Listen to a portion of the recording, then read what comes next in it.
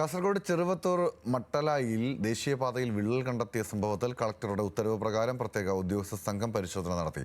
കാഞ്ഞങ്ങാട് RDOയുടെ നേതൃത്വത്തിലുള്ള സംഘമാണ് സ്ഥലത്തെത്തി പരിശോധന നടത്തിയത്.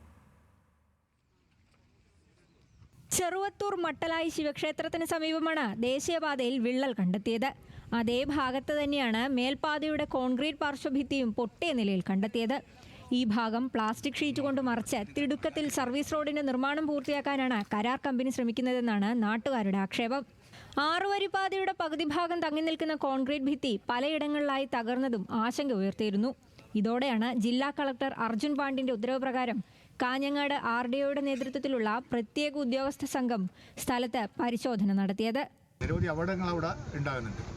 അപ്പോൾ അത് കുറേ കൂടി ഫലപ്രദമായിട്ട് നന്നായിട്ട് സർവീസ് റോഡും അതുപോലെ തന്നെ പ്രധാന റോഡും നിർമ്മാണം പൂർത്തിയാക്കാൻ ആവശ്യമായിട്ട് ഇടപെടലാണ് ഈ മഴയ്ക്ക് മുമ്പേ ബന്ധപ്പെട്ട കമ്പനിക്കാർ ചെയ്യേണ്ടത്. എന്ന് ചെയ്യും അതുമായിട്ട് സഹകരിച്ചുകൊണ്ടുള്ള ഏറ്റവും നല്ല നേതൃത്വപരമായിട്ടുള്ള പങ്ക് വഹിച്ച് ഇതെല്ലാം പൂർത്തീകരിക്കണം. മഴക്കാലം വരാനിരിക്കെ ദേശീയപാതയിൽ പലയിടത്തും സമാന രീതിയിൽ വിള്ളൽ രൂപപ്പെടുന്നതായി നാട്ടുകാർക്ക് ആശങ്കയുണ്ട്.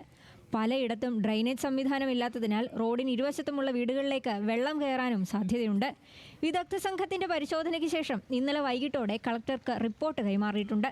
ഈ റിപ്പോർട്ടിന്റെ അടിസ്ഥാനത്തിലായിരിക്കും തുടർ നടപടികൾ. ന്യൂസ് മലയാളം, കാസർഗോഡ്.